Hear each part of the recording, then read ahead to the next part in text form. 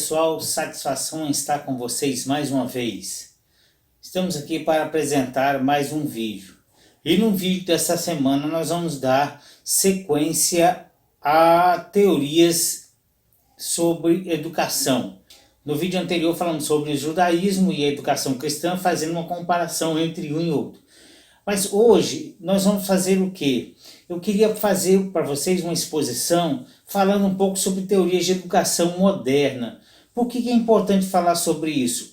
Nós temos uma grande dificuldade hoje de perceber como é que vai o desenvolvimento tanto daquelas pessoas que nós ensinamos, quanto dos nossos próprios filhos, como é que eles têm seu desempenho na escola.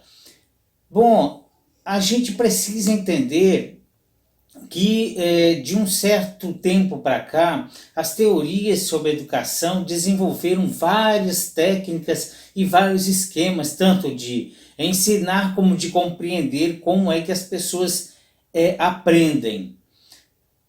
No século XIX, a psicologia deu uma contribuição assim, muito consistente, né, na educação.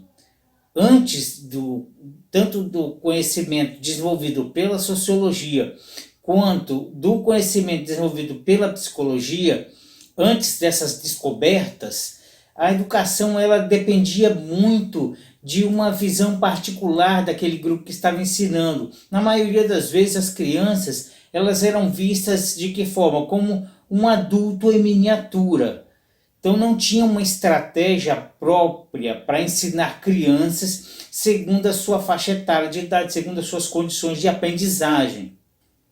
Hoje nós temos várias técnicas de desenvolvimento de esquemas de educação, de formação, de técnicas de aprendizagem e também de técnicas de ensino. Então nós estamos muito evoluídos se compararmos ao século XVIII e XIX.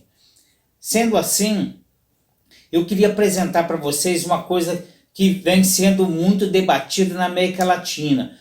No Brasil, honestamente, eu tenho visto muito pouco, até tenho lido alguns trabalhos, eu tenho aqui um caderno de pesquisa da Universidade Federal, que eu sempre compro lá, é editado lá de período em período, e nesses documentos, né, essas revistas, elas trazem atualizações sobre o mundo da pedagogia.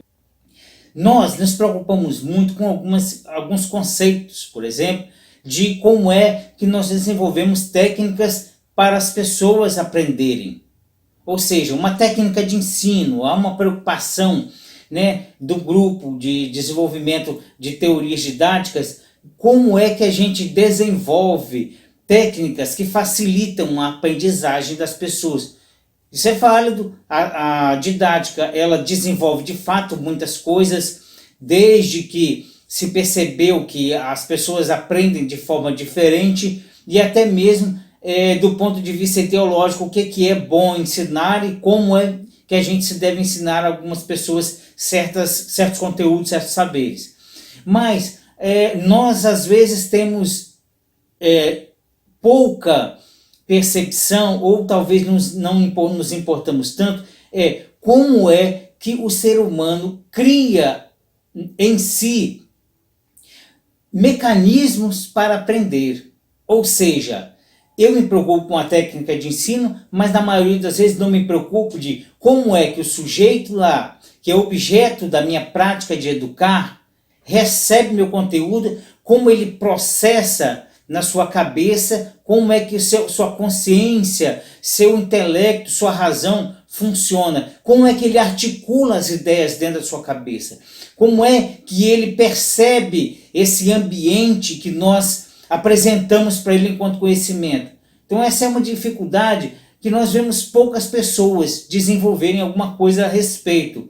A grande preocupação nossa, na maioria das vezes, é se a minha técnica de ensino está funcionando, mas a gente fica fazendo tantas tentativas que esquecemos que o indivíduo que está lá do outro lado, que é o alvo da nossa educação, ele tem técnicas ou estilos próprios de aprendizagem. E aí nós vamos ver que depois da década de 80, muitas teorias interessantes foram desenvolvidas para compreender como é que certos indivíduos aprendem ou coisas que certos indivíduos aprendem melhor. Tem uma teoria criada por Howard Gardner que é sobre as inteligências múltiplas, que é uma questão inteligente, né? Para articular como é que determinadas pessoas lidam com determinados conteúdos. Aí você vai encontrar lá, por exemplo, pessoas que têm habilidades ou têm inteligências bem articuladas na consciência ou na razão, que conseguem absorver certos conteúdos. Por exemplo, aquele que é sinestésico, as pessoas que se desenvolvem melhor com cálculos, aquelas pessoas que são mais emotivas, que se desenvolvem melhor com determinados conteúdos. Então, a teoria de Gardner sobre as inteligências múltiplas é interessante, mas não é sobre a teoria de Gardner que eu quero falar para vocês. Eu quero comentar com vocês sobre uma teoria que David Kolb desenvolveu em 1984, sobre 4 situações ou 4 estilos de aprendizagem que são desenvolvidos. É claro, são quatro partições, mas elas não são apenas 4 articulações, são 4 situações articuladas em quase 16 critérios. E aí nós vamos ver, a teoria de Kolb, ela ficou conhecida numa articulação que nós conhecemos como pilar de Jericó. Olha, no pilar de Jericó, nós temos lá um quadrante interessante para nós observarmos, que pode nos ajudar a compreender certas pessoas e como é que elas agem, como é que elas interagem com o conteúdo que você transmite para elas, como é que elas vão aprendendo certas coisas. E o mais interessante, essa teoria de Kolb, ela pode ir além da sala de aula. O que eu quero dizer com isso? Não só no processo de ensino e aprendizagem, mas no processo também de articulações de liderança, de trabalhos em grupo e de administração. E a teoria de Kolb, ela dá para nós uma noção muito ampla de como a gente aproveita certos indivíduos para desenvolver conhecimentos e práticas em certas áreas. Olha, se nós fizermos as perguntas certas, as pessoas certas, teremos as respostas melhores ou as respostas ideais para determinados problemas ou a resolução ideal para determinados problemas.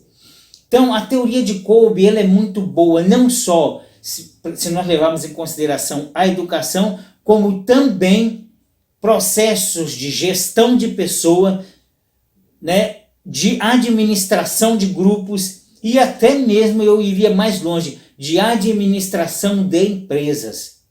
Olha, eu tenho um determinado departamento, uma empresa, e eu quero escolher uma pessoa para trabalhar ali. Quem é a pessoa ideal para trabalhar naquele setor? Então, essa pessoa, ela precisa desenvolver certas habilidades e ter certos comportamentos e desenvolver certas ações diante de determinados problemas. Bom, sendo assim, eu preciso fazer uma sondagem, fazer levantamento sobre essa pessoa e sobre o seu comportamento. Aí eu escolho essa pessoa de acordo com aquelas respostas que ela vai dando com as minhas observações ou com os questionários que eu vou apresentando. Bom, a teoria de Kolb, ela tem um quadrante, esse quadrante que eu vou mostrar para vocês aí. Nesse quadrante, vocês vão ver que Kolb, ele coloca lá, na extensão do quadrante, a multiplicidade na parte superior do quadrante, a unicidade na parte inferior, na extrema esquerda vocês vão ver ação e na extrema direita você vai ver pensamento.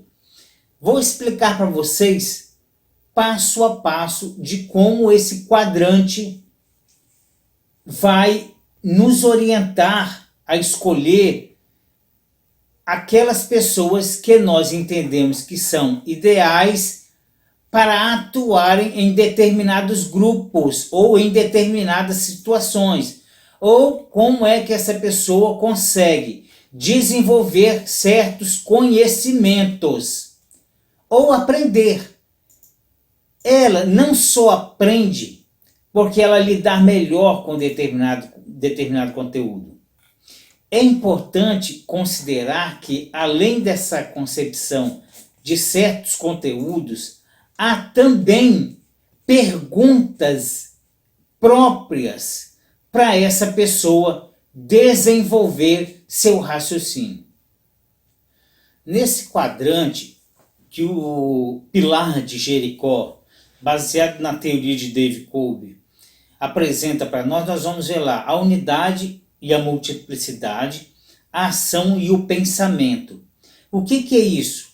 Lá em cima, nessa questão da multiplicidade, nós vamos encontrar pessoas que conseguem, que têm habilidades e conseguem lidar com diversas coisas ao mesmo tempo. Mas na parte inferior, na unicidade, nós vamos ver que algumas pessoas elas não conseguem lidar com várias coisas ao mesmo tempo, mas elas conseguem se concentrar num único objeto e desenvolver aquilo com habilidades incríveis. Outras pessoas, você vai ver na extrema esquerda do quadrante de Kolbe, pessoas que se articulam melhor agindo. Outras, como vocês vão ver no quadro na extrema direita, desenvolvem melhor articulações mentais, ou seja, ele é melhor pensando do que agindo. Desenvolver teorias, esse tipo de coisa. Nesse quadrante nós temos lá 4 figuras, ou seja, 4 repartições que correspondem a 4 tipos de pessoas. Nós temos os adaptadores, nós temos os divergentes na parte superior e na parte inferior nós temos os convergentes e os assimiladores. Eu quero dividir com vocês esse trabalho, esse vídeo em 4 etapas. Hoje, nesse primeiro vídeo, nós vamos falar sobre os divergentes. Olha, os divergentes são aquelas pessoas que talvez sejam mais fáceis de lidar com ela, até por causa da empatia que essas pessoas têm. Crianças e adultos, jovens, divergentes, eles conseguem lidar com a multiplicidade com mais flexibilidade, até pela sua natureza flexível. E na sala de aula e também nas empresas, o divergente, talvez ele seja aquela pessoa que consegue lidar bem com quase todo mundo do grupo, por causa da sua empatia. E ele é aquela pessoa que tem mais condições de se dar bem com as pessoas que estão em volta dela. Por quê? Porque ela tem flexibilidade com relação a ideias. Ela aceita ideias com muita facilidade. Quer dizer, ela não é aquela pessoa que apresenta a sua ideia e não aceita um argumento sobre ela. Não, o divergente, ele é flexível, ele é frouxo nesse sentido de receber opções, de receber dicas de pessoas. E outra coisa, na própria cabeça do divergente existe uma tempestade de ideias. Quer dizer, ele pode apresentar uma diversidade de soluções para um mesmo problema. Mas ele tem uma coisa que talvez, por exemplo, para determinados negócios, para determinadas empresas, ou até mesmo com relação a determinadas teorias positivas, o divergente não é muito bom. Por quê? Justamente por causa dessa diversidade de ideias, dessa diversidade de soluções que ele apresenta, ele pode ser inconsequente, quer dizer, ele não tem medo de aplicar determinadas coisas no seu mundo de vida. Ele gosta de se arriscar. O divergente, ele se arrisca. Então, para algumas coisas, o divergente talvez não seja bom. O divergente não é uma pessoa ideal para formular teoria, por causa da tempestade de ideia que ele tem na cabeça. Então, o divergente, ele é uma pessoa que vai atuar nos grupos com muita flexibilidade. Você dificilmente verá um divergente criando problemas com as pessoas que estão no seu grupo por causa da flexibilidade que ele tem de ouvir as outras pessoas e de assimilar as ideias que essas pessoas apresentam para eles. Só que o grande problema é que essa diversidade, essa multiplicidade do divergente pode ser um risco para determinados negócios. Mas do ponto de vista educacional, o divergente ele é uma pessoa interessante. Só não vai lidar bem, por exemplo, com testes, com perguntas prontas. Se você der um teste de perguntas prontas para o divergente, ele vai ter muita dificuldade para responder. Por quê? Porque ele não está apto, por exemplo, a decorar determinados padrões. Os padrões não são muito viáveis para o divergente. Se você der um texto para ele desenvolver, se você der questões para ele responder com suas próprias palavras, ele se dará melhor do que uma pergunta, por exemplo, que você coloca lá com várias alternativas. Olha, os divergentes eles são sofredores num país, por exemplo, onde valoriza-se muito aquela pessoa que, para esse grupo social, o cara que é bom de matemática, ele é um inteligente. Então essa concepção de inteligência para uma sociedade onde vê só que o cálculo é que transforma uma pessoa em um indivíduo inteligente, o divergente ele vai sofrer nessa sociedade. Porque ele tem dificuldade para lidar com regras rígidas. Ele é uma pessoa extremamente aberta para o ambiente. Nesse grupo de divergentes, é possível você encontrar poetas, artistas, músicos, pessoas que vão se dar muito bem com o circo até mesmo, né? Que na teoria lá do Gardner tem uma inteligência própria, né? O sinestésico, aquelas pessoas que são hábeis para lidar com determinadas artes, né? Como o circo, por exemplo. Na teoria de Kolbe, eles estariam muito mais entre os divergentes. Então, o divergente, ele é uma pessoa muito boa de lidar com ela. Tanto na sala de aula, quanto numa empresa, uma indústria. Só que o fato de ele gostar, lidar bem com determinados riscos, não ter medo de correr riscos, para alguns negócios o divergente não é bom. Mas ele pode ser chamado, por exemplo, para uma reunião e jogar ali todas as ideias que ele tem na cabeça. E aí um outro grupo com outras habilidades passam a fazer um filtro dessas ideias do divergente para que o divergente se sinta absorvido pelo grupo, né? Não será também impossível você ver um divergente 2 ou 3 dias depois pegar aquela ideia que ele mesmo ajudou a desenvolver, colocar lá uma teoria contra ou uma ideia diferente. Olha, pode ser desse jeito também.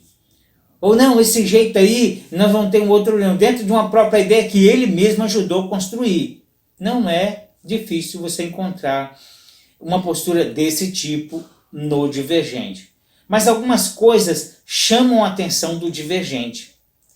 Por exemplo, para o professor, ou até mesmo aquelas pessoas que vão gerir grupos, o divergente atende a determinados questionamentos. Quer dizer, há uma pergunta-chave que chama a atenção do divergente. Que pergunta é essa? Então, se você quiser chamar a atenção do divergente, você tem que fazer perguntas do tipo, e se?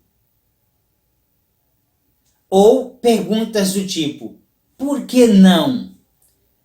Isso estimula, quer dizer, acende uma luz no cérebro do divergente.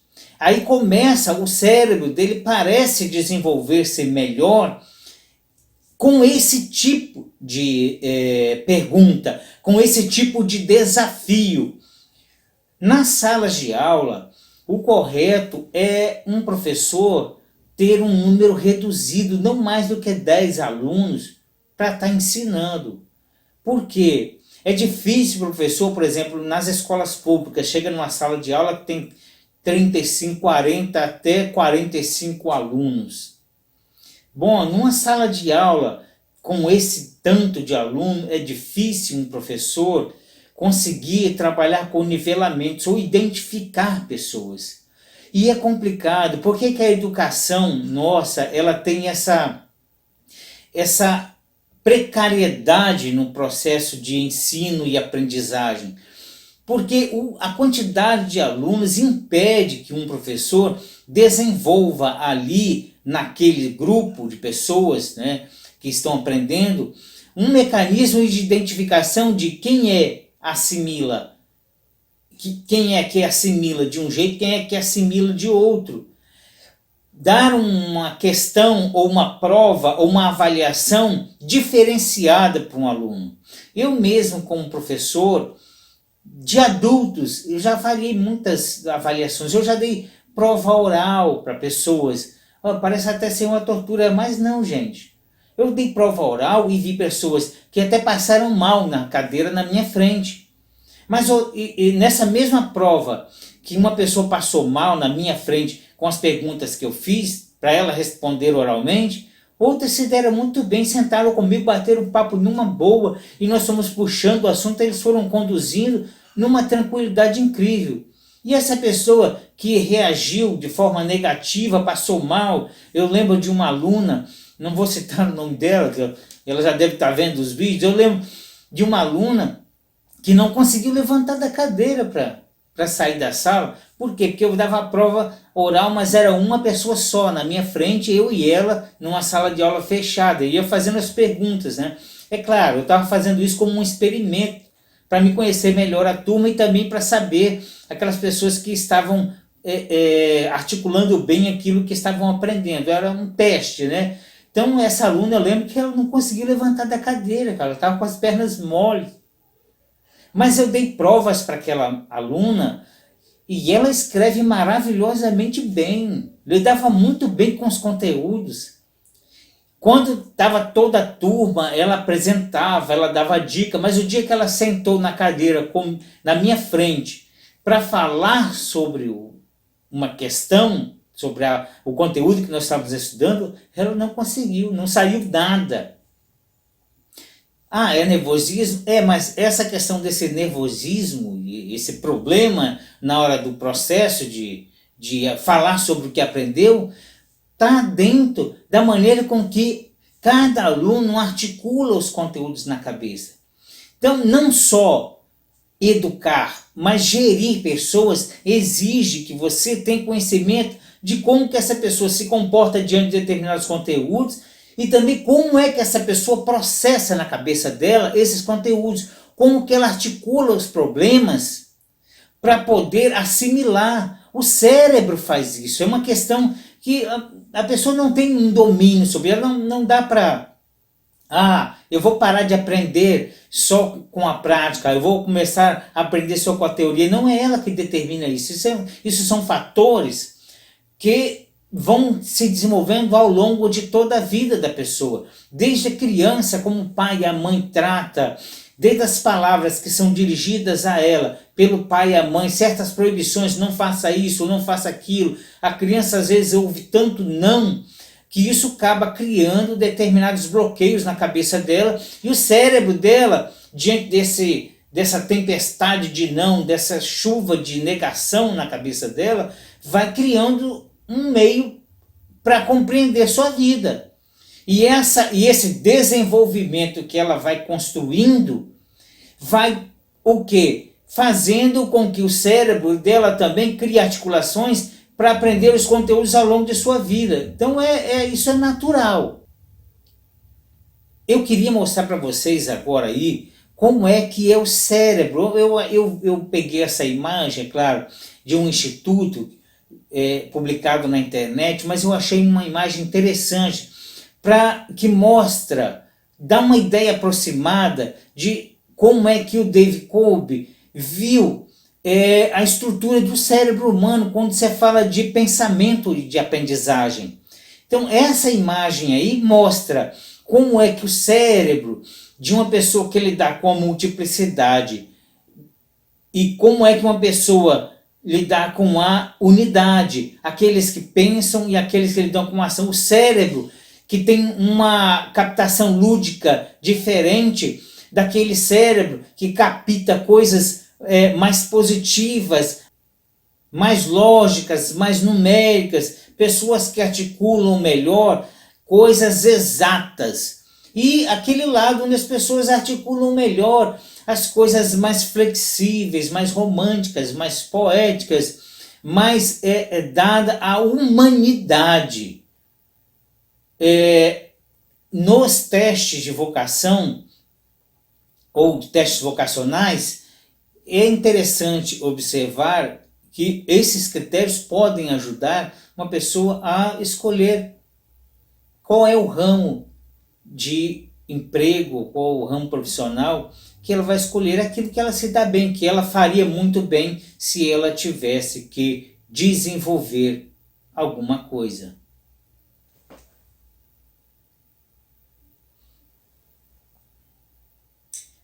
Bom, gente, como eu falei para vocês, nós vamos dividir em 4 etapas esse estudo sobre o pilar de Jericó com base na teoria de Dave Kolb.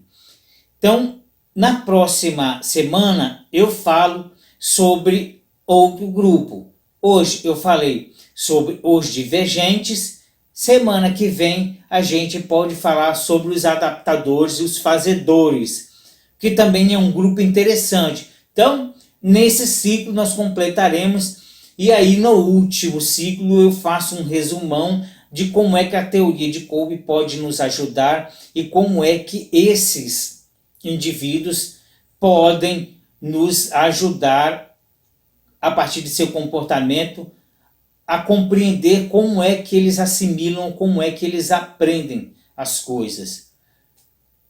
No quadro de características dos divergentes, eu coloquei aí, vocês podem ver características, as características enumeradas e descritivas sobre a maneira com que o divergente se apresenta. Aí vocês vão ver aí, ele é crítico, criativo, tem tormenta de ideias, ou seja, na sua cabeça diversas ideias podem surgir ao mesmo tempo. Como eu disse para vocês, pode inclusive colocar uma ideia contra uma própria ideia que ele apresentou, por causa de quê? Dessa tempestade de ideias que tem na cabeça.